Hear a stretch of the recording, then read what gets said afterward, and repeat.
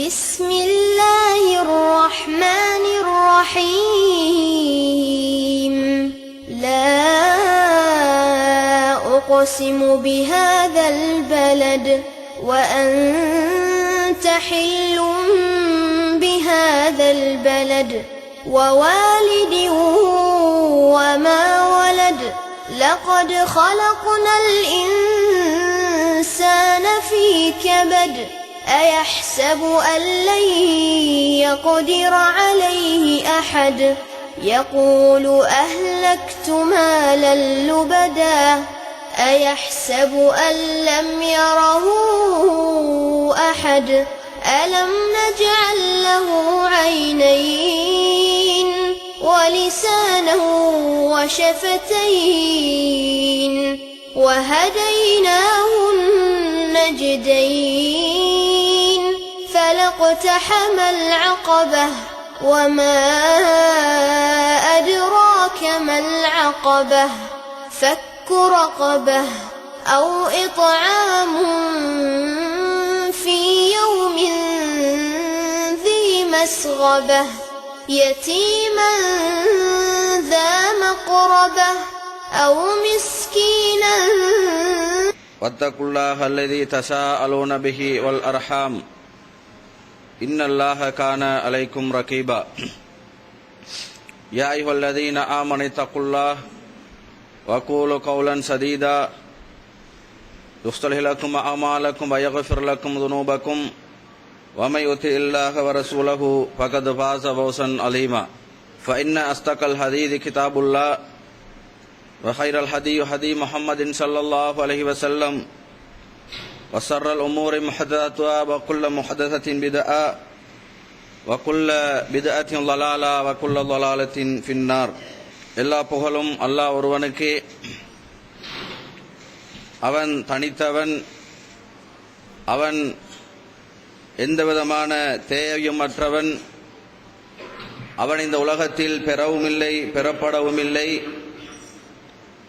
இந்த உலகத்தில் அவனை விட மிஞ்சிய எந்த ஒரு சக்தியும் கிடையாது என்று சாட்சி கூறியவனாக, சலாமும் சலவாத்தும் நபிகள் நாயகம் ஸல்லல்லாஹு அலைஹி வஸல்லம் அவர்கள் மீதும், அவர்களை இந்த உலக வழிகாட்டியாக பின்பற்றி வாழ்ந்த உத்தம சஹாபா தோழர்கள், அவர்களை தொடர்ந்து வாழ்ந்தவர்கள் இவ்வுலக முஸ்லிம்கள் எல்லோர்கள் மீதும் வல்ல ரஹ்மான் அல்லாஹு தஆலாவின் அன்பும் அருளும் பாதுகாப்பும் என்றென்றும் உண்டாக வேண்டும் என்று பிரார்த்தித்தவனாக, அன்பின் இஸ்லாமிய சகோதரர்களே, அல்லாஹ்வின் நல்லடியார்களே, இந்த உலகத்தில் வாழுகின்ற பொழுது முடியுமானவரை அல்லாஹ்வுடைய ஏவல்களை எடுத்து நடந்தும் முழுமையாக அல்லாஹ்வுடைய விலக்கல்களில் விட்டும் தவிர்ந்து நடந்து கொள்ளுமாறும் முதல்கண் என்னையும் அப்பால் உங்களையும் உபதேசம் செய்து கொண்டவனாக இந்த குதுபா பிரசங்கத்தை ஆரம்பம் செய்கின்றேன். இன்றைய குதுபா பிரசங்கத்தில் ஊடகமும் அதன் பயன்பாடும் என்ற ஒரு கருப்பொருளில் சில செய்திகளை பரிமாறிக்கொள்ளலாம் என்று விரும்புகின்றேன். அன்பின் இஸ்லாமிய சகோதரர்களே, அல்லாஹ்வின் நல்லடியார்களே, இன்றைய இந்த நவீன நூற்றாண்டில் ஊடகம் என்பது மனிதர்களால் தவிர்க்க முடியாத ஒரு தேவையாக மாறியிருப்பதை எங்களுடைய ஒவ்வொருவருடைய உணர்வையும் வாழ்க்கை நடைமுறையையும் வைத்து நாங்கள் சான்று பகரலாம். இன்றைய 21ஆம் நூற்றாண்டு என்று சொல்லுகின்ற நவீன யுகத்தின் எல்லா வகையான அம்சங்களையும் தீர்மானிக்கின்ற ஒன்றாக, எல்லா வகையான அம்சங்களையும் மனித சமூகம் விரும்பியோ விரும்பாமலோ அவனிடம் அனுமதி கேட்காமலேயே அவனுக்கு தகவல் சொல்லுகின்ற ஒன்றாக இன்றைய ஊடகம் தன்னுடைய பங்களிப்பை செலுத்திக் கொண்டு வருகிறது என்ற உண்மையை நாங்கள் எல்லோரும் அறிந்து வைத்திருக்கின்றோம். ஊடகம் என்பது ஒரு மனிதன் தன்னுடைய செய்தியை, தன்னுடைய தகவலை இன்னும் ஒரு மனிதனுக்கு பரிமாறிக் கொள்ளுகின்ற ஒரு வழிமுறையே ஊடகம் என்று ஊடகவியலாளர்கள் வரைவிலக்கணப்படுத்தி தருகிறார்கள். ஒரு சமூகம் தன்னுடைய கருத்துக்களையும் செய்திகளையும் தான் சார்ந்த அல்லது தான் சாராத சமூகத்துக்கு தன்னை பற்றியும் தன்னுடைய கொள்கை கோட்பாடுகளை பற்றியும் தெரிவிக்கக்கூடிய ஒரு முறைமையே ஊடகம் என்று பேசப்படுகிறது. இந்த ஊடகம்தான் இன்று உலக மக்களுடைய எல்லா வகையான வாழ்க்கையின் அம்சங்களையும் தீர்மானிக்கின்ற ஒன்றாக பரிணாமம் கண்டிருக்கிறது என்றால் அது மிகைப்படுத்தப்பட்ட ஒரு செய்தி அல்ல. எந்த அளவுக்கு என்றால் இன்றைய மனித சமூகம் பாவிக்கக்கூடிய சவர்க்காரம், அவன் பாவிக்கக்கூடிய வாசனை திரவியங்கள், அவன் பாவிக்கக்கூடிய ஆடை அணிகலன்கள், அவனுடைய உணர்வோடு சம்பந்தமான அவன் படுகின்ற கோபம், அவனுடைய சந்தோஷம், அவனுடைய துக்கம், அவனுடைய ஒரு நாள் வாழ்க்கையில் 24 மணித்தியால வாழ்க்கையையும் தீர்மானிக்கின்ற ஒரு பெரும் ஒரு சக்தியாக இன்றைய நவீன உலகத்தில் ஆதிக்கம் செலுத்துகின்ற ஊடகம் அமைந்திருக்கிறது என்றால் அதை நாங்கள் மறுக்க முடியாத அளவுக்கு இன்றைய மனித சமூகத்துடைய வாழ்க்கையில் அதை நாங்கள் கண்டுகொள்ளலாம். இன்றைய உலகத்தில் வாழுகின்ற மனிதர்களில் பெரும்பான்மையானவர்களுடைய கொள்கையை தீர்மானிக்கின்ற வாழ்க்கை வழிமுறையை, அவனுடைய பண்பாட்டு கொள்கையை, அவனுடைய நடைமுறை சார்ந்த பழக்க வழக்கங்களை தீர்மானிக்கின்ற ஒன்றாக கூட இன்றைய இந்த நவீன ஊடகம் தன்னுடைய பங்களிப்பை செலுத்திக் கொண்டிருக்கிறது. எந்த அளவுக்கு என்று சொன்னால், ஒரு இந்திய அறிஞர் கோவிந்தர்நாத் என்று சொல்லுகின்ற ஒரு ஊடகவியலாளர் இந்த ஊடகத்தை பற்றி சொல்லுகின்ற பொழுது, இன்றைய ஊடகம் என்பது நவீன யுகத்தின் கடவுளாக மதிக்கப்படுகிறது என்ற ஒரு செய்தியை மிக தெளிவாக சுருக்கமாக சொன்னார். ஒரு சமூகத்துடைய, ஒரு மதத்துடைய கொள்கை கோட்பாட்டை வகுப்பதில், பண்பாட்டு ரீதியான பழக்க வழக்கங்களை தீர்மானிப்பதில் அந்த மதம் தான் சார்ந்த கடவுளை நம்பியிருப்பார்கள். தான் இந்த உலகத்தில் எப்படி வாழ வேண்டும் என்ற வாழ்க்கை தத்துவத்தை தான் கடவுளிடமிருந்தே பெற்றிருக்கிறோம் என்ற நம்பிக்கையில் வாழ்வார்கள். ஆகவேதான் இந்த ஊடகம் இன்றைய உலகத்தில் அதைத்தான் செய்து கொண்டிருக்கிறது. ஒரு கடவுள் சொன்னால் எப்படி அந்த மதத்தை சார்ந்த, அந்த சமூகத்தை சார்ந்த மனிதர்கள் கட்டுப்பட்டு விடுகிறார்களோ, அதில் பகுப்பாய்வுக்கு இடம் கொடுக்காமல், ஆராய்ச்சிகளுக்கு இடம் கொடுக்காமல் அதை ஏற்று தன்னுடைய வாழ்க்கையில் நடைமுறைப்படுத்துகிறார்களோ, அந்த அளவுக்குத்தான் இன்றைய நவீன ஊடகம் இந்த மனித சமூகத்துக்கு எதை கொள்கையாக, எதை வாழ்க்கை வழிமுறையாக, எதை அன்றாட செய்திகளாக, எதை தகவல்களாக கொடுக்கிறதோ, மறு பரிசீலனையின்றி, மறு ஆய்வின்றி அதை மக்கள் தன்னுடைய வாழ்க்கையில் நடைமுறைப்படுத்தி அதன் விளைவாக இந்த உலகத்தில் நடைபெற்றுக் கொண்டிருக்கக்கூடிய விடயங்கள் எங்கள் எல்லோருக்கும் நன்கு தெரிந்தவை. அதைத்தான் மேலே சொன்ன ஊடகவியலாளர் கோவிந்தநாத் மிக சுருக்கமாக சொன்னார். நவீன உலகத்தின் கடவுள் என்பது இன்றைய ஊடகம்தான். இதற்கு மிக சான்றாக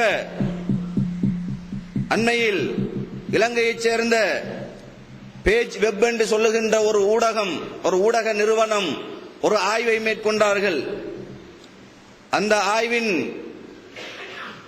இறுதியில் அவர்கள் சொல்லுகின்ற செய்தி, இலங்கையை பொறுத்தவரை இலங்கையில் வாழுகின்ற மாணவ சமூகத்தில் ஒரு வருடத்திற்கு 1095 மணித்தியாலங்களை இலங்கையில் வாழுகின்ற மாணவர் சமூகம் இந்த ஊடகத்தில், குறிப்பாக தொலைக்காட்சியில் மட்டும் வருடாந்தம் 1095 மணித்தியாலங்களை எந்தவிதமான பிரயோசனமும் இல்லாமல் இலங்கை வாழ் மாணவ சமூகம் செலவழித்துக் கொண்டிருக்கிறது. அதேபோல் இலங்கையில் வாழுகின்ற சாதாரண மனிதர்களுடைய வாழ்க்கையை ஆய்வு செய்த அந்த ஊடகம் ஒரு நாளைக்கு 3 மணித்தியாலங்களில் தன்னுடைய கால நேரங்களை தொலைக்காட்சியில் மட்டும் வீணாக சாதாரண மனிதர்கள் செலவு செய்து கொண்டிருக்கிறார்கள் என்ற ஒரு செய்தியையும் இலங்கையில் இருக்கக்கூடிய பேஜ் வெப் என்று சொல்லுகின்ற அந்த ஊடக நிறுவனம் தன்னுடைய ஆய்விலை வெளிப்படுத்திய செய்தியை பார்க்கிறோம். ஆக இந்த தகவல் எங்களுக்கு சொல்லுகின்ற செய்தி, இந்த உலகத்தில் ஒட்டுமொத்த மனித சமூகமும் தான் வாழுவதற்கும் தன்னுடைய கால நேரங்களை செலவு செய்வதற்கும் இந்த ஊடகம் மட்டுமே போதுமானது என்ற ஒரு அசைக்க முடியாத நம்பிக்கையில் வாழ்ந்து கொண்டிருக்கிறார்கள் என்ற ஒரு உண்மை இந்த செய்திகளும் இந்த தரவுகளும் எங்களுக்கு உணர்த்துகின்றது. அன்பின் இஸ்லாமிய சகோதரர்களே, அல்லாஹ்வின் நல்லடியார்களே, இஸ்லாமிய உம்மாவில் வாழுகின்ற நானும் நீங்களும் இந்த ஊடகத்துறையை விட்டும் தூரமாகி வாழ முடியாது. இந்த நவீன யுகத்தை ஆட்சி செய்து கொண்டிருக்கக்கூடிய இந்த மீடியா விட்டும் எங்களால் தூரமாக வாழ்ந்துவிட முடியாது. இருப்பினும் முஸ்லிம்களாகிய நாங்கள் அல்லாஹ்வுக்கும் அல்லாஹ்வுடைய தூதர் ஸல்லல்லாஹு அலைஹி வஸல்லம் அவர்களுக்கும் கட்டுப்பட்டு வாழ வேண்டும் என்ற நம்பிக்கையில் வாழுகின்ற நாங்கள் இந்த ஊடகத்தை பயன்படுத்துவதற்கென்ற ஒரு ஒழுங்குமுறை இஸ்லாமிய கொள்கையில் போதிக்கப்பட்டிருக்கிறது. அதை எப்படி பயன்படுத்த வேண்டும் என்று அல்லாஹ்வுடைய தூதர் மிக தெளிவான வழிகாட்டலை தந்திருக்கிறார்கள் என்பதனை மிக தெளிவாக படித்து தெரிந்து கொள்ள கடமைப்பட்டிருக்கின்றான். ஏனென்றால் லகத் கான லக்கும் ஃபீ ரசூலில்லாஹி உஸ்வத்துன் ஹஸனா, அல்லாஹ் தஆலா இந்த உலகத்தின் எல்லா வகையான வாழ்க்கைக்கும் எல்லா வகையான செயல்பாடுகளுக்கும் அல்லாஹ்வுடைய தூதரிடத்தில் மட்டுமே உங்களுக்கு முன்மாதிரி இருக்கிறது என்று அல்லாஹ் தஆலா நபி ஸல்லல்லாஹு அலைஹி வஸல்லம் அவர்களை பார்த்து கூறியதன் விளைவு, இந்த உலகத்தில் எந்த ஒரு பயன்பாட்டுக்கும் நாங்கள் வழிகாட்டியாக அல்லாஹ்வுடைய தூதரை மட்டுமே திரும்பி பார்க்க வேண்டும் என்ற ஒரு உண்மையை நாங்கள் ஒவ்வொருவரும் மிக தெளிவாக உணர்ந்து கொள்ள கடமைப்பட்டிருக்கின்றோம். ஆக இத்தகைய வழிமுறைகளுக்கும் அல்லாஹ்வுடைய தூதர் ஸல்லல்லாஹு அலைஹி வஸல்லம் அவர்களிடம் மட்டுமே நாங்கள் முன்மாதிரியை தேட வேண்டும் என்ற மிக தெளிவான உண்மையையும் நாங்கள் தெரிந்து கொள்ள கடமைப்பட்டிருக்கின்றோம். அன்பின் இஸ்லாமிய சகோதரர்களே, அல்லாஹ்வின் நல்லடியார்களே, பொதுவாக அல்லாஹ்வுடைய தூதர் ஸல்லல்லாஹு அலைஹி வஸல்லம் உடைய காலத்தில் இந்த ஊடகம் இருந்ததா இல்லையா என்ற கேள்வி சாதாரணமாக எங்கள் எல்லோருக்கும் எழுவது வழக்கம். அதற்கு மிக தெளிவான விடையாக அல்லாஹ்வுடைய தூதர் ஸல்லல்லாஹு அலைஹி வஸல்லம் உடைய காலத்தில் மட்டுமல்ல, இந்த உலகத்தில் மனிதன் எப்போது படைக்கப்பட்டானோ அந்த மனித படைப்பிலிருந்தே இந்த ஊடகமும் அல்லாஹ் தஆலாவால் படைக்கப்பட்டிருக்கிறது. இந்த முறைமையையும் அன்றைய காலத்தில் வாழ்ந்த மனிதர்கள் மிக தெளிவாக பயன்படுத்தினார்கள் என்பதனை மிக தெளிவாக நாங்கள் விளங்கிக் கொள்ள வேண்டும். அதிலே மிக ஒரு தெளிவான ஒரு செய்தி, அல்லாஹ்வுடைய தூதர் ஸல்லல்லாஹு அலைஹி வஸல்லம் உடைய காலத்தில் ஊடகம் இருந்தது. ஆனால் இன்றைய அளவுக்கு அது வளர்ச்சி அடைந்த நிலையில் இல்லை. இன்றைய அளவுக்கு அது முன்னேற்றம் காணவில்லை. இன்றைய அளவுக்கு அது கட்டம் கட்டமான பரிணாம வளர்ச்சியை கண்டுகொள்ளாத அளவுக்கு ஊடகம் என்ற ஒரு அம்சமும் ஒரு விடயமும் இருந்தது. அதை அல்லாஹ்வுடைய தூதர் ஸல்லல்லாஹு அலைஹி வஸல்லம் அவர்கள் தன்னுடைய அழைப்பு பணிக்கும் தான் சார்ந்த சமூகத்தின் நன்மைகளுக்காகவும் அதை மிக தெளிவாக பயன்படுத்தினார்கள் என்ற உண்மையை நாங்கள் நபி ஸல்லல்லாஹு அலைஹி வஸல்லம் அவர்களுடைய வழிமுறையிலே தெரிந்து கொள்ள முடிகிறது. அன்றைய ஜாஹிலிய காலம், நபி ஸல்லல்லாஹு அலைஹி வஸல்லம் அவர்கள் வாழ்ந்த அந்த ஜாஹிலிய காலத்தில் அந்த சமூகம் சார்ந்த செய்திகளை மக்களுக்கு பகிரங்கப்படுத்த வேண்டும் என்றால், மக்களுக்கு ஒட்டுமொத்தமாக எல்லோருக்கும் அந்த செய்தியை கொண்டு செல்ல வேண்டும் என்றால், அந்த சமூகத்தில் இருந்த ஒரு ஊடக வழிமுறை, அந்த சமூகத்தில் ஒரு மனிதர் நியமிக்கப்பட்டிருந்தார்.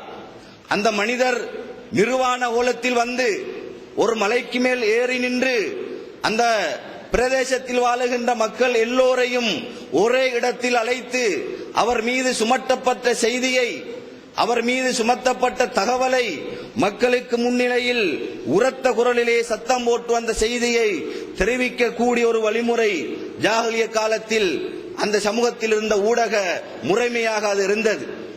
அந்த ஊடக வழிமுறையை அல்லாஹ்வுடைய தூதர் ஸல்லல்லாஹு அலைஹி வஸல்லம் அவர்களும் தன்னுடைய பணிக்காக தன்னுடைய அழைப்பு பணிக்காக அதை பயன்படுத்த வேண்டும் என்று அல்லாஹ்வுடைய தூதர் ஸல்லல்லாஹு அலைஹி வஸல்லம் அவர்கள் சிந்தித்து அதன் விளைவாகத்தான் அல்லாஹ்வுடைய தூதருக்கு அவருடைய அழைப்பு பணியை சமூகத்துக்கு மத்தியில் பகிரங்கப்படுத்துமாறு 3 வருட அந்த இரகசிய பிரச்சாரத்துக்கு பிறகு அந்த பணியை பகிரங்கப்படுத்துமாறு ஏவல் வந்தபோது அல்லாஹ்வுடைய தூதர் ஸல்லல்லாஹு அலைஹி வஸல்லம் அவர்கள் அந்த ஜாஹிலிய காலத்தில் வாழ்ந்த அந்த மக்கள் எதை ஊடகமாக பயன்படுத்தினார்களோ அதே ஊடகத்தையும் அல்லாஹ்வுடைய தூதர் பயன்படுத்துகிறார்கள்.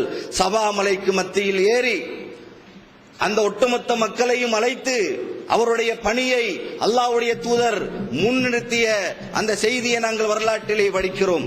இதிலே ஒரு முக்கியமான விடயம், அல்லாஹ்வுடைய தூதர் ஸல்லல்லாஹு அலைஹி வஸல்லம் அவர்கள் ஜாஹிலிய காலத்தில் எந்த ஊடக ஒரு முறை தகவலை பரிமாறிக்கொள்வதற்காக ஒரு வடிவமாக இருந்ததோ அந்த வடிவத்தில் இஸ்லாமிய பண்பாட்டுக்கும் இஸ்லாமிய நெறிமுறைகளுக்கும் முரணாக இருந்த ஒரு விடயத்தை தணிக்கை செய்துவிட்டு அல்லாஹ்வுடைய தூதர் முழு ஆடைகளோடு தான் அந்த காலத்தில் அணிந்திருந்த அந்த ஆடைகளோடு தான் மேலே ஏறி மலைக்கு மேலே ஏறி தன்னுடைய செய்தியை மக்களுக்கு சொல்லுகிறார்கள்.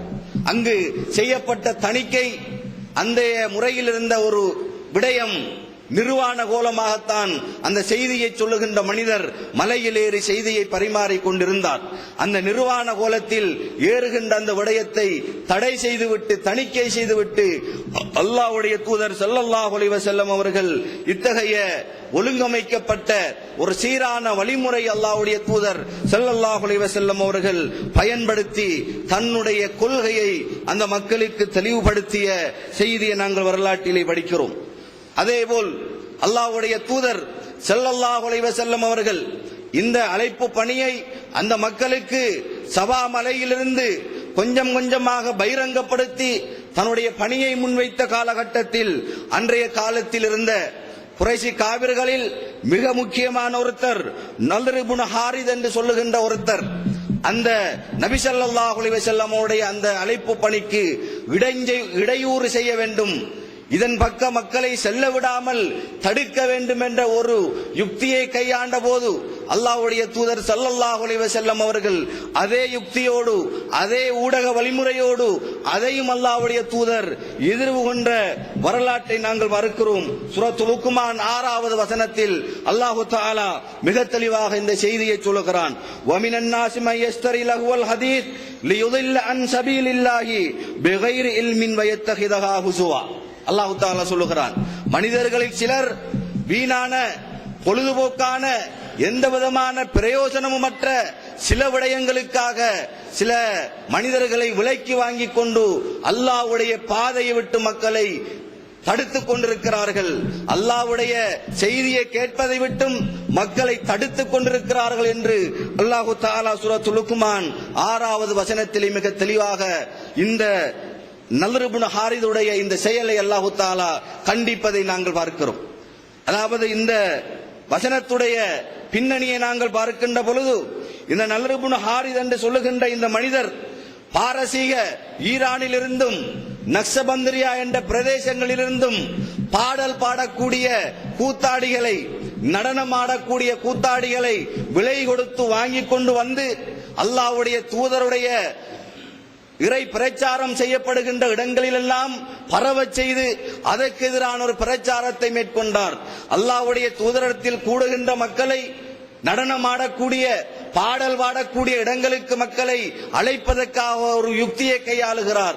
இதே யுக்தியைத்தான் அல்லாஹ்வுடைய தூதர் ஸல்லல்லாஹு அலைஹி வஸல்லம் அவர்கள் இஸ்லாமிய வரையறைகளோடு இஸ்லாமிய பண்பாட்டு அந்த வரையறைக்குள் உட்பட்டு அல்லாஹ்வுடைய தூதரும் இந்த வழிமுறையை எதிர்கொண்ட வரலாறை நாங்கள் பார்க்கிறோம்.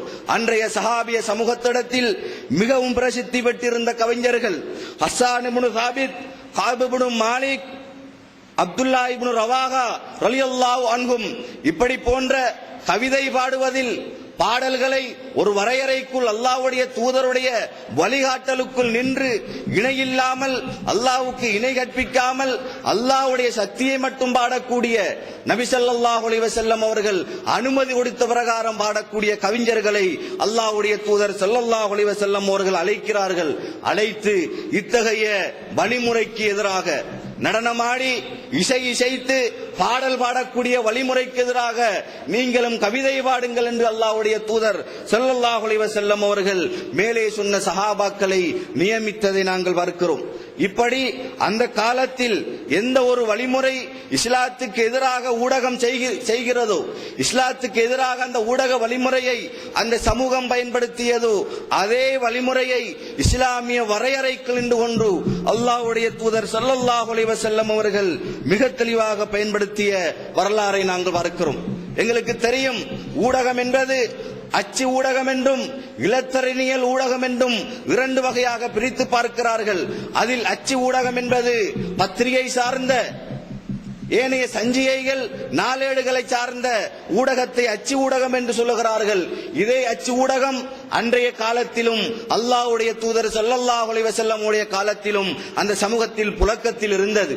அல்லாஹ்வுடைய தூதர் ஸல்லல்லாஹு அலைஹி வஸல்லம் அவர்கள் இந்த அச்சு ஊடகத்தை தன்னுடைய பணிக்காக பயன்படுத்துகிறார்கள். ரோம் பாரசீக மன்னர்களுக்கு தன்னுடைய தூதுத்துவ செய்தியை எழுத்து மூலமாக, கடிதங்கள் மூலமாக எழுதிய வரலாறை நாங்கள் பார்க்கிறோம்.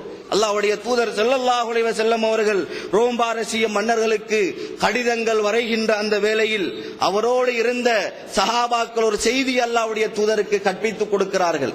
அல்லாஹ்வுடைய தூதரே, நீங்கள் மன்னர்களுக்கு கடிதம் எழுதுகிறீர்கள், ஒரு நாட்டின் ஜனாதிபதிக்கு கடிதம் எழுதுகிறீர்கள், அது உத்தியோகபூர்வமான ஒரு அழைப்பாக இருக்க வேண்டும், உத்தியோகபூர்வமான ஒரு செய்தியாக இருக்க வேண்டும் என்றால் அந்த கடிதத்தில் முஹம்மது ரசூலுல்லாஹ் என்ற ஒரு முத்திரை குத்தப்பட வேண்டும் என்ற ஆலோசனை முன்வைக்கப்பட்ட போது அல்லாஹ்வுடைய தூதர் ஸல்லல்லாஹு அலைஹி வஸல்லம் அவர்கள் தன்னுடைய மோதிரத்திலே முஹம்மது ரசூலுல்லாஹ் என்ற அந்த முத்திரை பொதித்து அதை தான் மன்னர்களுக்கு எழுதிய கடிதங்களில் உத்தியோகபூர்வமான ஒரு சீலாக, உத்தியோகபூர்வமான ஒரு தடமாக அதை பதித்து அனுப்பிய வரலாறை நாங்கள் இஸ்லாமிய வரலாறுகளிலே காண முடிகிறது.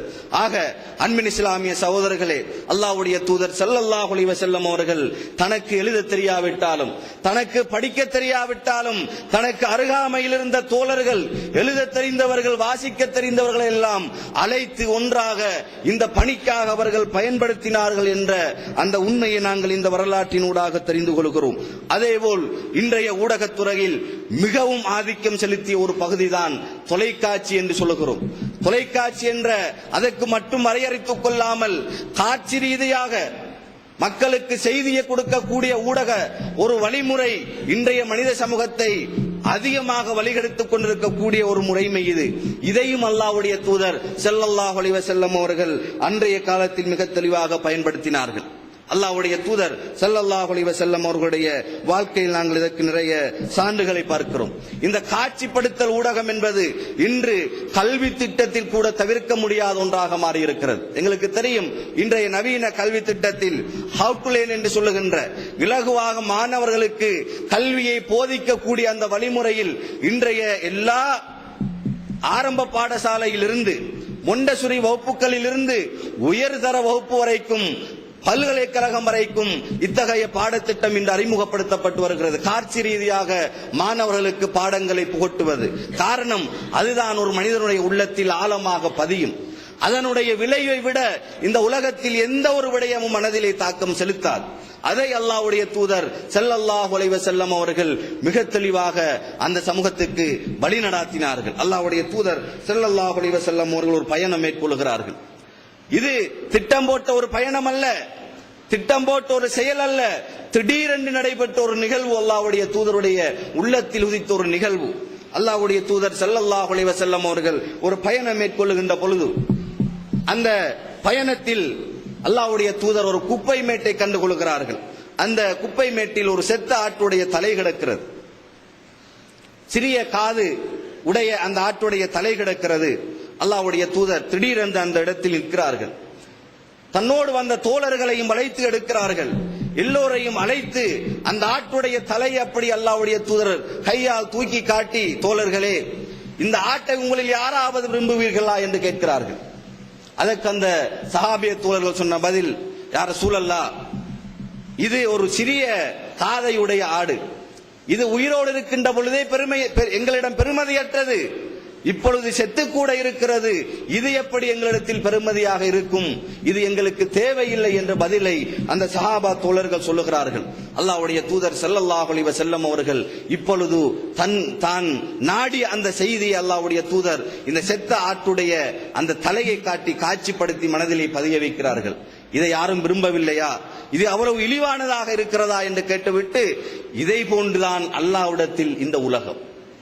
எப்படி நீங்கள் பெருமதியற்றதாக இழிவானதாக இந்த செத்த ஆட்டுடைய தலையை கருதுகிறீர்களோ, இதைவிட அல்லாஹ்விடத்தில் மிக இழிவானது நீங்கள் தற்பொழுது வாழ்ந்து கொண்டிருக்கக்கூடிய இந்த உலகம் என்று அல்லாஹ்வுடைய தூதர் ஸல்லல்லாஹு அலைஹி வஸல்லம் அவர்கள் தான் நாடி அந்த செய்தியை சஹாபாக்களுடைய உள்ளத்தில் போட்டுவிட்டு தன்னுடைய பிரயாணத்தை தொடர்ந்தார்கள் என்ற செய்தியை நாங்கள் வரலாற்றிலே பார்க்கிறோம்.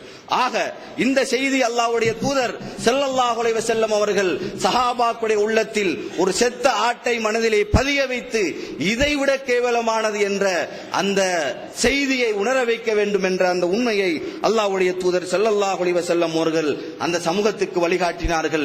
இதைத்தான் இன்றைய தொலைக்காட்சிகளும், இதைத்தான் இன்றைய இணையதளங்களும், இதைத்தான் இன்றைய காட்சிப்படுத்தல் ஊடகங்கள் இந்த மனித சமூகத்திடத்திலே செய்து கொண்டு வருகின்ற ஒரு உண்மையான செய்தி என்பதை நாங்கள் தெரிந்து கொள்ள வேண்டும். உதாரணமாக பார்க்க போனால், ஒரு காலத்தில் பார்ப்பது கேட்பது, ஒரு காலத்தில் ஒரு 20 வருடம் ஒரு 30 வருடத்துக்கு முன்னர் இந்த முஸ்லிம் சமூகத்துடைய ஈமானை அல்லது இந்த முஸ்லிம் சமூகத்துடைய மார்க்கத்தை தீர்மானிக்கின்ற ஒரு ஊடகமாக இருந்தது இந்த கேட்பதும் இந்த பார்ப்பதும் தான். ரேடியோவில் சொன்னால் அது மார்க்கம், டிவியிலே பார்த்தால் அது மார்க்கம் என்ற ஒரு நம்பிக்கை இந்த முஸ்லிம் சமூகத்துடைய வாழ்க்கையில் ஒரு 20 வருடத்துக்கு முன்னர் இருந்த ஒரு செய்தியை நாங்கள் பார்க்கிறோம். சாதாரணமாக ரேடியோவில் ஒரு பயான் நிகழ்ச்சி போனால் அதுதான் குர்ஆன், அதுதான் ஹதீஸ் என்று நம்புகின்ற ஒரு பரம்பரை தான் இன்று வரைக்கும் இந்த சமூகத்தில் ஏராளமான பேர் இருக்கிறோம். ரேடியோவில் பேசப்பட்டால் பயான் நிகழ்ச்சி போனால் அது உண்மை என்று நம்புகின்ற ஒரு வழிமுறை. அதே போல டிவியில் தொலைக்காட்சியில் ஒரு பயானை பார்த்தால் அது என்ன செய்தி சொல்லப்படுகிறது என்பது அல்ல, பொய்யான செய்தியை டிவியில் போடுவார்களா, பொய்யான செய்தியை தொலைக்காட்சியில் பயான் செய்வார்களா என்ற ஒரு பகுத்தறிவுவாதமான ஒரு கேள்வியை கேட்பது போன்று கேட்டு அதை உடனடியாக நம்பி விடுகின்ற ஒரு கலாச்சாரம் அன்று தொடக்கம் இன்று வரைக்கும் மனித சமூகத்துடைய வாழ்க்கையில் இருக்கிறது. இதைத்தான் இந்த ஊடகம் மனித சமூகத்துடைய வாழ்க்கையில் அதிகமான தாக்கத்தை செலுத்துவதற்கு ஒரு காரணமாக அமைந்தது என்ற அந்த விடயத்தை நாங்கள் பார்க்கிறோம். எனவே ஊடகம் என்பது இஸ்லாம் உதறி தள்ளிய ஒரு விடயம் அல்ல, இஸ்லாம் வேண்டாம் என்பதற்கு ஒரு விடயம் அல்ல, முஸ்லிம் சமூகத்தை அதை விட்டும் தூரமாக்கி ஒரு விடயம் அல்ல. அதை பயன்படுத்துங்கள், இஸ்லாம் சொல்லுகின்ற வரையறைக்குள் நின்று கொண்டு பயன்படுத்துங்கள் என்ற செய்தியை தான் இஸ்லாம் எங்களுக்கு காலாகாலமாக சொல்லிக் கொண்டிருக்கிறது என்ற அந்த உண்மையை விளங்கிக் கொள்ள வேண்டும். அன்பின் இஸ்லாமிய சகோதரர்களே, அல்லாஹ்வின் நல்லடியார்களே, அல்லாஹ்வுடைய தூதர் ஸல்லல்லாஹு அலைஹி வஸல்லம் அவர்கள் ஊடகத்தை பயன்படுத்திய அதே வழிகாட்டலை போன்று அந்த ஊடகத்துறையில் பணியாற்றுகின்றவர்களுக்குமான சில வழிகாட்டலை அல்லாஹ்வுடைய தூதர் ஸல்லல்லாஹு அலைஹி வஸல்லம் அவர்கள் எங்களுக்கு காட்டி தந்திருக்கிறார்கள். வஆகிரு தஅவானா அல்ஹம்துலில்லாஹி ரப்பில் ஆலமீன். அல்ஹம்துலில்லாஹ் அல்லதி ஹலக்கல் இன்சான் வல்லமஹுல் பயான் வஹுவல்லதி அர்ஸல ரசூலஹு பில் ஹுதா வ தீனுல் ஹக் லியுظஹிரஹு அலா தீனி குல்லிஹி வலவ் கரியல் முஷ்ரிகூன். அம்மா பாத். அன்பின் இஸ்லாமிய சகோதரர்களே, அல்லாஹ்வின் நல்லடியார்களே, ஊடகத்துறை இஸ்லாத்தில் பின்பற்றப்பட வேண்டிய ஒன்று, அது பயன்படுத்தப்பட வேண்டிய ஒன்று என்பதனை ஆரம்ப கொத்துபாவில் மிக தெளிவாக நாங்கள் பார்த்தோம். இந்த இரண்டாவது கொத்துபாவில் ஏதோ ஒரு வகையில் அந்த ஊடகத்தை பயன்படுத்துகின்ற ஒரு ஊடகவியலாளரிடம் இருக்க வேண்டிய நிறைய பண்புகளை அல்லாஹ்வுடைய தூதர் ஸல்லல்லாஹு அலைஹி வஸல்லம் அவர்கள் எங்களுக்கு வழிகாட்டி இருக்கிறார்கள். இதையும் நாங்கள் கட்டாயம் தெரிந்து இருக்க வேண்டும்.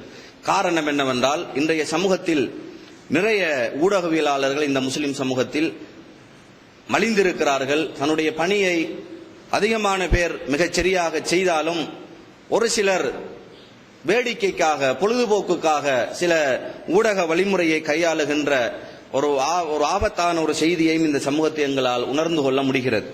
அதற்காக அல்லாஹ்வுடைய தூதர் ஸல்லல்லாஹு அலைஹி வஸல்லம் அவர்கள் எப்படி எங்களுக்கு வழிகாட்டினார்கள் என்ற செய்தியை நாங்கள் தெரிந்து கொள்ள வேண்டும். முதலாவது, ஒரு ஊடகவியலாளத்தில் இருக்க வேண்டிய ஒரு பண்புதான், தான் மக்களுக்கோ தன்னுடைய நண்பர்களுக்கோ தான் சார்ந்த சமூகத்துக்கோ ஒரு செய்தியை நான் சொல்ல போனால் அந்த செய்தி முதலிலே ஊர்ஜிதப்படுத்தப்பட்ட செய்தியா என்பதனை ஒரு ஊடகவியலாளன் நன்கு பகுப்பாய்வு செய்து கொள்ள வேண்டும் என்று இஸ்லாம் சொல்லுகிறது. நான் அந்த ஆரம்பத்தில் சொன்ன அல்லாஹ்வுடைய தூதர் ஸல்லல்லாஹு அலைஹி வஸல்லம் அவர்கள் சஃபா மலைக்கு மேல் ஏறி மக்களை அழைத்து அந்த செய்தியை முன்வைத்த அந்த விதம், அதிலே ஒரு செய்தி அல்லாஹ்வுடைய தூதர் அந்த சமூகத்திடத்திலே கேட்கிறார்கள். உங்களை தாக்குவதற்காக ஒரு குதிரைப்படை வருகிறது என்று சொன்னால் நம்புவீர்களா? எனக்கு பின்னால் உங்களை தாக்குவதற்காக ஒரு குதிரைப்படை வருகிறது என்று சொன்னால் நீங்கள் நம்புவீர்களா என்று கேட்கிறார்கள். ஒட்டுமொத்த சமூகமும் உங்களுடைய வாழ்க்கையில் முன்னும் பின்னும் நாங்கள் பொய்யை பார்த்ததில்லை, ஏமாற்றத்தை பார்த்ததில்லை, நீங்கள் சொன்னால் நம்புவோம் என்று அல்லாஹ்வுடைய தூதரை அந்த சமூகம் உண்மைப்படுத்தியது. அதிலிருந்து நாங்கள் பெறுகின்ற ஒரு படிப்பினை, தன்னுடைய நம்பகத்தன்மையை அந்த சமூகத்துக்கு அல்லாஹ்வுடைய தூதர் வெளிப்படுத்திய பிறகுதான் தான் சொல்ல வந்த தகவலை அந்த மக்களுக்கு முன்வைத்தார்கள் என்ற ஒரு செய்தியை நாங்கள் விளங்கிக் கொள்ள வேண்டும். ஆக தானும் நம்பிக்கையாளனாக இருந்து தான் சொல்லுகின்ற அந்த செய்தியும் மக்களுக்கு நம்பகமான 100% உண்மைப்படுத்தப்பட்ட ஒரு தகவலாக அது செல்ல வேண்டும் என்பதை நாங்கள் தெரிந்து கொள்ள வேண்டும். அப்படி கேள்விப்படுகின்ற விடயத்தை எல்லாம் தகவலாக செய்தியாக மக்களுக்கு பரப்ப செய்துவிட்டு அதன் பின்னால் வருகின்ற விளைவுக்கெல்லாம் நிச்சயமாக நாங்கள் தான் பொறுப்புதாரிகள் என்பதனை இவர்கள் நிச்சயமாக உணர்ந்து கொள்ள வேண்டும் என்பதை நாங்கள் தெரிந்து கொள்ள வேண்டும். பனு முஸ்தலக் என்ற ஒரு கோத்திரம், அல்லாஹ்வுடைய தூதர் ஸல்லல்லாஹு அலைஹி வஸல்லம் அவருடைய காலத்தில் பனு முஸ்தலக் என்ற கோத்திரத்திலே ஜகாத் வசூலிப்பதற்காக அல்லாஹ்வுடைய தூதர் ஒரு சஹாபி அனுப்புகிறார். அந்த சஹாபி ஜகாத் வசூலிப்பதற்காக செல்லுகின்ற வேளையில் ஒரு மனிதர் இடையிலே வந்து, நீங்கள் ஜகாத் வசூலிப்பதற்காக செல்லாதீர்கள், அவர்கள் உங்களை கொலை செய்வதற்காக காத்திருக்கிறார்கள், உங்களோடு போராடுவதற்காக காத்துக் கொண்டிருக்கிறார்கள் என்ற செய்தியை சொன்ன போது அந்த சஹாபி அப்படியே நம்பிவிட்டு வந்து அல்லாஹ்வுடைய தூதரிடத்தில் அந்த செய்தி அப்படியே சொல்லிவிடுகிறார். அவர்கள் ஜகாத் தருவதற்காக மறுத்து விட்டார்கள், எங்களோடு போராடுவதற்காக இருக்கிறார்கள் என்ற செய்தியை சொன்ன போது அல்லாஹ்வுடைய தூதர் ஸல்லல்லாஹு அலைஹி வஸல்லம் அவர்கள் பனு முஸ்தலக் என்ற அந்த கோத்திரத்துக்கு எதிராக ஒரு படையை தயாரிக்கிறார்கள். அவர்களோடு போராடியாவது சகாத்தை வசூல் செய்ய வேண்டும் என்று ஒரு படை தயாரிக்கப்படுகிறது. அல்லாஹ்வுடைய தூதர் ஸல்லல்லாஹு அலைஹி வஸல்லம் அவர்கள் ஊடாக ஒரு கரை படிந்த ஒரு வரலாறு இந்த உலகத்தில் நடந்துவிடக் கூடாது என்பதில் அல்லாஹு தஆலா மிக கவனமாக இருந்தான். உடனடியாக அல்லாஹ்வுடைய தூதருக்கு அல்லாஹு தஆலா அறிவித்த அந்த செய்தி 49வது அத்தியாயம் 6வது வசனத்திலே பதிவு செய்யப்பட்டிருக்கிறது. யா அய்யுஹல்லதீன ஆமனு இன் ஜாஅக்கும் ஃபாஸிகும் பினபையின் ஃபதபையனு அன் துஸ்பிஹு கௌமன் பிஜஹாலத்தின் ஃபதுஸ்பிஹு அலா மா ஃபஅல்தும் நாதிமீன். ஈமான் கொண்ட விசுவாசிகளே, நீங்கள் உங்களிடத்தில் ஒரு கெட்டவன், ஒரு முனாஃபிக், ஒரு மோசமானவன் ஒரு செய்தியை கொண்டு வந்தால் அதில் எது உண்மை நிலவரம், அவன் சொல்வது உண்மையா பொய்யா என்று கொஞ்சம் ஆய்வு செய்து பார்த்துக் கொள்ளுங்கள். அதில் உண்மையானதை தெளிவு கண்டு கொள்ளுங்கள். அதன் பிறகுதான் நீங்கள் அந்த செய்தியை மக்களுக்கு சொல்லுங்கள். ஏனென்றால் நீங்கள் அவனை உடனடியாக நம்பி அந்த செய்தியை நம்பி காரியத்தில் இறங்கி விடுவீர்களாக இருந்தால் ஒரு சமூகத்து மீது அத்துமீறிய ஒரு சமூகம் மீது நீங்கள் அநீதம் இழைத்த ஒரு குற்றத்தை நீங்கள் செய்துவிட்டு பிறகு அதற்காக நீங்கள் வருத்தப்படக்கூடும், உங்களை நீங்கள் அதற்காக வருந்திக் கொள்ளக்கூடும். அந்த நிலை வருவதற்கு முன்னர் அந்த செய்தியை கொஞ்சம் ஆய்வு செய்து பார்த்து அதை எடுத்துக் கொள்ளுங்கள் என்று அல்லாஹு தஆலா நபி ஸல்லல்லாஹு அலைஹி வஸல்லம் அவர்களுக்கும் அவர்களோடு இருந்த அந்த சஹாபாக்களுக்கும் ஒரு வசனத்தை இறக்கி நடைபெற இருந்த அந்த ஒரு கரைபடிந்த ஒரு வரலாற்றை அல்லாஹு தஆலா பாதுகாத்ததை நாங்கள் இந்த வசனத்தினூடாக பார்க்கிறோம். எனவே ஒரு செய்தி பரிமாறப்படுகிறது என்று சொன்னால் அது சமூகத்துக்காக இருக்கலாம், சமூகத்தின் மீது கொண்ட அளவு மீறிய அக்கறையாக இருக்கலாம், எக்காரணமாக இருந்தாலும் உண்மையை விட்டும் அவர் மாறிவிடக் கூடாது, உண்மையான செய்தியை விட்டும் அவர் மாறிவிடக் கூடாது. இன்று நிறைய ஊடகங்களை பார்க்கிறோம், அந்நிய ஊடகம் எங்களுக்கு எதிராக சதி செய்கிறது, தாராளமாக எழுதுகிறார்கள். ஒரு செய்தி வந்தால் அந்த செய்தியில் 90% செய்தி பொய்யாகவே இருக்கிறது. நாங்களும் அவர்களுக்கு எதிராக எழுதினால் என்ன, நாங்களும் அவர்கள் மீது அவதூறை பரப்பினால் என்ன என்று சிந்திக்கக்கூடிய நிறைய ஊடகவியலாளர்கள் இந்த இஸ்லாமிய சமூகத்தில் வாழ்ந்து கொண்டு இருக்கிறார்கள். நான் அடையாளப்படுத்த வேண்டிய அவசியம் இல்லை, வாழ்ந்து கொண்டு இருக்கிறார்கள். அத்தகையவர்கள் இதை மிக தெளிவாக விளங்கிக் கொள்ள வேண்டும். எக்காரணம் கொண்டும் யார் மீதும் நாங்கள் அத்துமீறிவிடக் கூடாது, எந்த பொய்யான செய்தியை நாங்கள் மக்களுக்கு கொடுத்து விடக்கூடாது என்பதில் மிக கவனமாக இருக்க வேண்டும். அல்லாஹ்வுடைய இன்னும் ஒரு வசனம் 5வது அத்தியாயம் 8வது வசனத்தில் அல்லாஹ் தஆலா சொல்கிறான், யா அய்யுஹல்லதீன ஆமனு கூனு கவாமின லில்லாஹி சுஹதா பில் கிஸ் வலா யஜ்ரிமன்னக்கும் ஸனஆனு கௌமின் அலா அல்லா தஅதிலு இஅதிலுஹு அக்ரபு லித்தக்வா. அல்லாஹ் தஆலா சொல்கிறான், ஈமான் கொண்ட விசுவாசிகளே, நீங்கள் உண்மைக்காக மட்டும் குரல் கொடுங்கள், உண்மையை நிலைநாட்டுவதற்காக மட்டும் நீங்கள் வாழுங்கள், அதே போன்று நீதிக்காக மட்டும் சாட்சியாளராக இருந்து கொள்ளுங்கள். உண்மைக்காக வாழுங்கள், நீதிக்காக மட்டும் சாட்சி செல்லக்கூடியவர்களாக நீங்கள் இருங்கள். ஏனென்றால் வலா யஜ்ரிமன்னக்கும் ஸனஆன கௌமின் அலா அல்லா தஅதிலு, நீங்கள் ஒரு சாரார் மீது கொண்ட கோபம், ஒரு சமூகத்து மீது கொண்ட ஒரு வெறுப்பு, அவர்களுக்கு நீங்கள் நீதம் செலுத்தாமல் நடக்கதை விட்டு உங்களை தடுத்துவிடக் கூடாது. ஒருவர் மீது கொண்ட கோபத்தின் காரணமாக, ஒரு ஜமாத்து மீது கொண்ட கோபத்தின் காரணமாக, ஒரு குடும்பத்தின் மீது கொண்ட கோபத்தின் காரணமாக, ஒரு ஊரார் மீது கொண்ட கோபத்தின் காரணமாக, ஒரு சமூகத்தின் மீது கொண்ட கோபத்தின் காரணமாக நாங்கள் அநியாயமான செய்திகளை பரப்பி அவர்களுக்கு நாங்கள் நீதமாக நடந்து கொள்ள முடியாமல் நீங்கள் போய்விட வேண்டாம் என்று அல்லாஹு தஆலா இந்த வசனத்தின் ஊடாக எங்களை கண்டிப்பதை நாங்கள் பார்க்கிறோம். அதே போல அல்லாஹ்வுடைய தூதர் ஸல்லல்லாஹு அலைஹி வஸல்லம் அவர்கள் சொல்கிறார்கள், லா யம்பகி லிஸித்தீகின் அய்யகூன லஆனன். ஒரு உண்மை பேசக்கூடியவனுடைய பண்பு எப்படி இருக்க வேண்டும் தெரியுமா? அவன் அனாவசியமாக யாரை விமர்சிப்பதையோ, அனாவசியமாக யாரை திட்டுவதையோ, அனாவசியமாக யாருக்கும் ஏசுவதையோ ஒரு உண்மையாளனுக்கு அது தேவையில்லாத ஒரு விடயம். அந்த விடயத்தை விட்டும் அவன் தூரமாகிவிட வேண்டும். அவனுடைய பொறுப்பு, அவனுடைய செய்தி என்னவோ அதை மட்டும் அவன் பரப்பிக் கொள்ளட்டும், அதை மட்டும் அவன் மக்களுக்கு சொல்லட்டும், அதை மட்டும் அவன் தகவலாக சொல்லட்டும் என்று அல்லாஹ்வுடைய தூதர் ஸல்லல்லாஹு அலைஹி வஸல்லம் அவர்கள் எங்களை எச்சரிக்கை செய்திருப்பதை நாங்கள் பார்க்கிறோம். ஆக அன்பின் இஸ்லாமிய சகோதரர்களே, அல்லாஹ்வின் நல்லடியார்கள், இப்படி ஊடகவியலாளர்கள் தன்னுடைய மனதிலே நிறுத்திக் கொள்ள வேண்டிய விடயங்கள் இப்படி நிறையவே இருக்கிறது. இந்த வரையறைக்குள் நின்று கொண்டுதான் தான் இந்த மக்களுக்கு மத்தியில் சொல்லுகின்ற செய்தியை மிக தெளிவாக சொல்ல வேண்டும் என்பதில் மிக கவனமாக இருந்து கொள்ள வேண்டும். இன்றைய ஊடகங்களை பொறுத்தவரை இந்த கலாச்சாரம் என்பது எந்த ஒரு ஊடகத்திலும் நாங்கள் பார்க்க முடியாது. இஸ்லாம் சொல்லுகின்ற இந்த ஊடக கலாச்சார திட்டம் என்பது, கொள்கை என்பது இன்றைய உலகத்தில் இருக்கக்கூடிய எந்த ஒரு ஊடகத்திலும் காண முடியாது என்ற ஒரு உண்மையை நாங்கள் மிகவும் தெளிவாக விளங்கிக் கொள்ள வேண்டும். இன்று உலகத்தில் இருக்கக்கூடிய ஊடகத்தில் சுமார் 10,000க்கும் மேற்பட்ட ஊடக அமைப்புகள் இஸ்லாத்துக்கு எதிராகவே செயல்பட்டுக் கொண்டிருக்கக்கூடிய செய்தியை நாங்கள் பார்க்கிறோம். அஸ்ஹர் பல்கலைக்கழகத்தில் 2005ஆம் ஆண்டு மேற்கொள்ளப்பட்ட ஒரு ஆய்வறிக்கையின்படி, அங்கு மேற்கொள்ளப்பட்ட அந்த ஆய்வறிக்கையை மேற்கொண்ட அந்த அறிஞர் குழு வெளியிட்ட செய்தியின்படி 10,000க்கும் மேற்பட்ட ஊடக வலையமைப்புகள் மட்டும் உலகளாவிய ரீதியில் இஸ்லாத்துக்கு எதிராக, இஸ்லாமிய உம்மாவுக்கு எதிராக செயல்பட்டுக் கொண்டிருக்கிறது என்ற ஒரு திடுக்கிடும் செய்தியை அந்த ஆய்வு 2005ஆம் ஆண்டு மேற்கொள்ளப்பட்ட ஒரு ஆய்வு அது. அதுக்கு இப்பொழுது 2013ஆம் ஆண்டுக்கு பிறகு மேற்கொள்ளப்பட்ட ஆய்வுகள் அதைவிட பயங்கரமான செய்தியாக இந்த இஸ்லாமிய சமூகத்துக்கு இருக்கும் என்பதை நாங்கள் தெரிந்து கொள்ள வேண்டும். ஒரு கிறிஸ்திய பாதிரி ஒரு செய்தியை சொல்லுகிறார். பைத்துல் முகத்தஸிலே ஏற்பாடு செய்த ஒரு கிறிஸ்தவ ஒரு கூட்டத்தில் அவருக்கு கொடுக்கப்பட்ட பொறுப்பை பற்றி அங்கு உள்ள பாதிரிமாருக்கு அவர் விளங்கப்படுத்துகின்ற பொழுது, சலைமர் என்று சொல்லுகின்ற அந்த பாதிரி சொல்லுகிறார், நான் இஸ்லாமிய சமூகத்தில் நிறைய வேலை செய்தேன், ஆனால் அவர்களில் எத்தனை பேரை இஸ்லாத்தை விட்டும் கிறிஸ்தவ மதத்துக்கு நான் மாட்டினேன் என்று என்னிடம் நீங்கள் கேட்காதீர்கள். நான் என்னிடம் இருக்கக்கூடிய பதில் என்னவென்றால், இஸ்லாமிய மதத்துக்குள், மார்க்கத்துக்குள் வாழுகின்ற இஸ்லாமியர்களை இஸ்லாத்துக்கு எதிராக எத்தனை பேரை நீங்கள் செயல்பட வைத்தீர்கள் என்று கேளுங்கள், அதற்கு எனக்கு 1000க்கும் மேற்பட்ட பதில் இருக்கிறது என்று சலைமர் என்று சொல்லுகின்ற ஒரு பாதிரி பைத்துல் முகத்தஸில் நடைபெற்ற கிறிஸ்தவ பாதிரிமார் உள்ளடங்கிய அந்த கூட்டத்திலே தன்னுடைய கருத்தை முன்வைத்ததை நாங்கள் செய்திகள் ஊடாக காண முடிகிறது.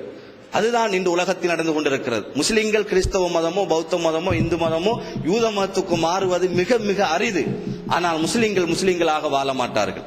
அதற்கு இந்த ஊடகம் மிக பங்கு செலுத்திக் கொண்டிருக்கிறது என்ற ஒரு சூசகமான ஒரு செய்திதான் அந்த பாதிரியார் சொன்னதை நாங்கள் பார்க்கிறோம். ஒரு முஸ்லிம் எப்படி ஆடை அணிய வேண்டும் என்ற ஒரு வழிகாட்டலையும் வழிமுறையும் அந்த ஊடகம் எங்களுக்கு தருகிறது. ஒரு முஸ்லிம் எப்படி வாழ வேண்டும், ஒரு முஸ்லிம் எப்படி பேச வேண்டும், ஒரு முஸ்லிம் எப்படி தன்னுடைய வியாபாரத்தை அமைத்துக் கொள்ள வேண்டும், ஒரு முஸ்லிம் எப்படி விளையாட வேண்டும், ஒரு முஸ்லிம் எப்படி வணக்க வழிபாடுகள் செய்ய வேண்டும் என்பதை கூட இன்றைய ஊடகம் அழகான முறையிலே இந்த மனித சமூகத்துக்கு வேலையாற்றிக் கொண்டிருப்பதை நாங்கள் மறந்துவிடக் கூடாது. கனடாவை தலைமையகமாக கொண்டு ஒரு ஊடகம் செயல்பட்டுக் கொண்டிருக்கிறது முஸ்லிம்களுடைய பெயரிலே. முஸ்லிம் டெலிவிஷன் 1, முஸ்லிம் டெலிவிஷன் 2 என்று சொல்லி 2 டெலிவிஷன் சேனல் வேலை செய்து கொண்டிருக்கிறது. கனடாவை தலைமுகமாக வைத்து காதியானிகள் அதை இயக்கிக் கொண்டிருக்கிறார்கள். அதிலேதான் முஸ்லிம் சமூகத்தின் கொள்கை எப்படி அமைய வேண்டும், முஸ்லிம் சமூகத்தின் இபாதத் வணக்க வழிபாடு எப்படி அமைய வேண்டும், முஸ்லிம் சமூகத்தின் கலாச்சாரம் எப்படி அமைய வேண்டும், அவர்களுடைய அரசியல் கொள்கை எப்படி அமைய வேண்டும் என்ற கொள்கை எல்லாம் அந்த டெலிவிஷன் ஊடாக பிரித்தானிய அரசுடைய 100% நிதி உதவியோடு கனடாவை தலைமையாக கொண்ட அந்த டெலிவிஷன் இயங்கிக் கொண்டிருக்கிறது. விடயம் தெரியாத அதிகமான முஸ்லிம் சமூகத்தில் உள்ளவர்கள் அந்த டிவியை ஒரு முஸ்லிம் டிவி என்று பார்த்துக் கொண்டிருக்கிறார்கள். இதன் விளைவு வருவது என்ன? இஸ்லாத்தை விட்டும் யாரும் மதம் மாற மாட்டார்கள், தன்னுடைய கொள்கையை மாற்றிக்கொள்வார்கள், தன்னுடைய வாழ்க்கை கலாச்சாரத்தை மாற்றிக் கொள்வார்கள், தன்னுடைய பண்பாட்டை மாற்றிக் கொள்வார்கள். பெயர் அப்துல்லாவாகத்தான் இருக்கும், பெயர் ஆயிஷாவாகவே இருக்கும், தன்னுடைய குடும்ப பரம்பரையாகவே இருக்கும், தான் தொழுகின்ற பள்ளி வாயில் அப்படியே இருக்கும், தன்னுடைய கிபிலா அப்படியே இருக்கும். தன்னுடைய கொள்கை மாறிய, பண்பாடு மாறிய, பண்பாட்டிலே சீரழிந்த ஒரு சமூகமாக இன்றைய உலகத்தில் வாழுகின்ற முஸ்லிம் சமூகத்தை இந்த ஊடகம் மிக வெற்றிகரமாக உருவாக்கி கொண்டிருக்கிறது. அதைத்தான் இந்த பாதிரியார் சொல்லுகின்ற செய்தியினூடாக நாங்கள் விளங்கிக் கொண்டிருக்கிறோம் என்ற உண்மையை நாங்கள் விளங்கிக் கொள்ள வேண்டும். இறுதியாக ஒரு செய்தியை சொல்லி முடித்துக் கொள்கிறேன். உலகளாவிய ரீதியில் எத்தனை ஊடகங்கள் முஸ்லிம் சமூகத்துக்கு எதிராக செயல்பட்டாலும் அண்மை காலமாக இலங்கையில் இருக்கக்கூடிய ஊடகத்தில் சுமார் 90% ஊடகம் இதைத்தான் செய்து கொண்டிருக்கிறது. சர்வதேச ஊடகங்களை உதாரண புருஷர்களாக பெற்றுக்கொண்டு அவர்கள் இஸ்லாமிய சமூகத்துக்கு எதிராக எப்படி திட்டம் போட்டு கருவறுத்துக் கொண்டிருக்கிறார்களோ அதே வழிமுறையை நாங்களும் இலங்கையில் பின்பற்ற வேண்டும் என்ற செய்தியை தாங்கித்தான் இலங்கையிலும் ஊடகங்கள் செயல்பட்டுக் கொண்டிருக்கிறது என்ற ஒரு செய்தியை நான் சொல்லாமல் நீங்கள் தெரிந்திருப்பீர்கள். அது சிங்கள ஊடகமாக இருந்தாலும் சரி, தமிழ் மொழி பேசுகின்ற ஊடகமாக இருந்தாலும் சரி. சுமார் 1976ஆம் ஆண்டு இலங்கையில் நடைபெற்ற ஒரு நிகழ்வை ஞாபகப்படுத்துகிறேன். இதை மையமாக வைத்துத்தான் இன்றைய ஊடகங்கள் செயல்பட்டுக் கொண்டிருக்கிறது. அன்று நடைபெற்ற அணிசேரா மாநாடு 1976ஆம் ஆண்டு இலங்கையில் அணிசேரா மாநாடு நடைபெற்றது. அந்த அணிசேரா மாநாட்டுக்கு லிபிய ஜனாதிபதி கேனல் கடாபி அவர்கள் வருகை தந்திருந்தார்கள். அந்த செய்தியை மையமாக வைத்து அந்த காலத்தில் 1976ஆம் ஆண்டு அந்த காலப்பகுதிக்கு பிறகு ஒரு புத்தகம் எழுதப்படுகிறது. அந்த புத்தகத்தின் ஜாதிக்க மனச ஹாமஹா சிங்களய என்ற ஒரு புத்தகம் எழுதப்படுகிறது. அந்த புத்தகத்தை ஒரு பொங்கடுவ நாளக்ககிமி தேரர் என்று சொல்லுகின்ற ஒரு தேரரை எழுதுகிறார். அந்த புத்தகத்தில் அவர் சுருக்கமாக சொல்லுகின்ற செய்தி என்னவென்றால், இலங்கையில் எப்படி எல்டிடியினர் புலி பயங்கரவாதிகள் ஆயுத குழுவாக இருக்கிறார்களோ அதேபோல் எதிர்காலத்தில் முஸ்லிம்களும் ஆயுத குழுவாக இலங்கையில் இருப்பார்கள். அதற்கான அஸ்திவாரம் தான் கடந்த 1976ஆம் ஆண்டு அணிசேரா மாநாட்டுக்கு பிறகு கேனல் கடாபியினூடாக இலங்கையில் 3 இடங்களில் கூட்டம் நடைபெற்றது. அந்த 3 இடங்களில் நடைபெற்ற கூட்டங்களிலும் ரகசிய அந்த கூட்டங்களில் 3 வகையான பொறுப்புகளை முஸ்லிம் தீவிரவாதிகளிடத்தில் கடாபி ஒப்படைத்து விட்டு சென்றிருக்கிறார்.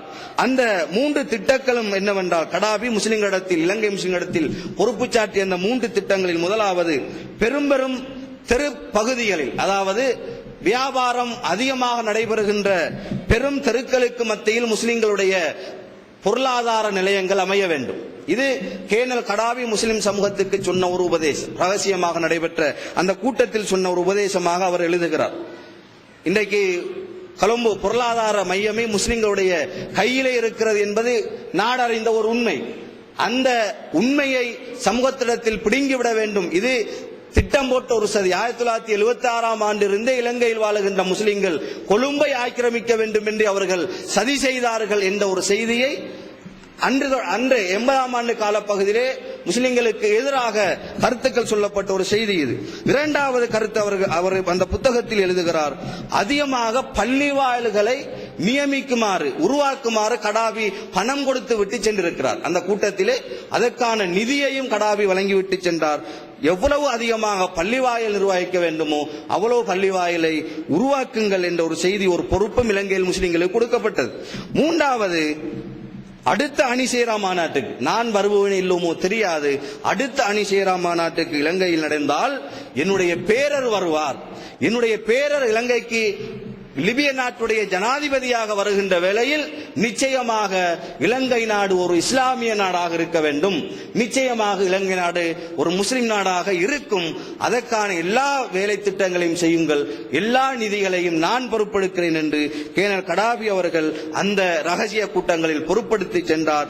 அதன் கட்டங்கட்டமான முயற்சியை தான் முஸ்லிம்கள் இலங்கையிலே இனி செய்ய போகிறார்கள் என்ற ஒரு முன்னறிவிப்பு, ஒரு செய்தியை அந்த சிங்கள புத்தகத்தில், அந்த தேரர் எழுதிய அந்த புத்தகத்தில் நச்சு கருத்துக்களை பதித்திருக்கிறார். இதை அடிப்படையான கருத்துக்களாக வைத்துக் கொண்டுதான் இன்று இலங்கையில் வாழுகின்ற முஸ்லிம்களுக்கு எதிராக எல்லா வகையான சதித்திட்டங்களும் நடந்தேறிக் கொண்டிருக்கிறது. எல்லா ஊடகங்களும் இதை மையப்படுத்தித்தான் எழுதி கொண்டிருக்கிறார்கள். முஸ்லிம்கள் பொருளாதாரத்தில் முன்னேறுகிறார்கள். 100% பொருளாதார வருமானத்தில் இலங்கையில் சுமார் 80% பொருளாதார வருமானம் முஸ்லிம்களுடைய கையில் இருக்கிறது என்று ஊடகம் எழுதுகிறது, ஊடகம் பேசுகிறது. இதன் கருப்பொருள் 76ஆம் ஆண்டுக்கு பிறகு விதைக்கப்பட்டது என்ற அந்த செய்தியை நாங்கள் விளங்கிக் கொள்ள வேண்டும். ஆக இந்த ஊடக யுத்தம் என்பது இலங்கையும் சர்வதேச முஸ்லிம்கள் சந்திப்பது போன்று இலங்கையிலும் நாங்கள் சந்தித்துக் கொண்டிருக்கிறோம். அதற்கு எதிராக எங்களால் முடியுமானது என்னவென்றால், எங்களிடம் இருக்கக்கூடிய அந்த ஊடக வசதியை, எங்களிடம் இருக்கக்கூடிய அந்த வசதியை எங்களுடைய சமூகத்துக்காக, மார்க்கத்துக்காக நாங்கள் பயன்படுத்த முனைய வேண்டும். அதிலும் ஒரு துரதிர்ஷ்டவசம் என்னவென்றால், எங்காவது ஒரு முஸ்லிம் ஊடகம் தலை தூக்கினால் அதுக்கு எதிர்ப்பவர்கள் முஸ்லிம்கள் தான். சிங்கள மக்களோ தமிழ் மக்களோ அதை கணக்கெடுப்பதில்லை. யார் எதிர்ப்பது? முஸ்லிம் சமூகத்தில் உள்ள தீன்தாரிகள், முஸ்லிம் சமூகத்தில் உள்ள மார்க்கப்பட்டுள்ள அழைப்பாளர்கள் என்று தங்களை அடையாளப்படுத்திக் கொள்ளுகின்றவர்கள் தான் முஸ்லிம் ஊடகங்களுக்கு எதிரானவர்களாக இருக்கிறார்கள் என்ற ஒரு செய்தியை நாங்கள் விளங்கிக் கொள்ள வேண்டும். கடந்த காலங்களில் எங்களுடைய பிரதேசத்தில் நடைபெற்ற ஊடக யுத்தமும் போரும் எல்லோருக்கும் எங்களுக்கு தெரியும். இருந்தாலும் இப்பொழுது எங்களிடம் எது வசதியாக இருக்கிறதோ அதை சமூகத்துக்காக பயன்படுத்துவோம். இஸ்லாத்துக்கு எதிராக இருக்கக்கூடிய ஊடகங்களை புறக்கணிப்போம் என்ற அந்த கொள்கையோடு நாங்கள் வாழ்வதற்கு அல்லாஹ் தஆலா எனக்கும் உங்களுக்கும் உதவி செய்வானாக. வாஹிர் தஅவானா அல்ஹம்துலில்லாஹி ரப்பில் ஆலமீன்.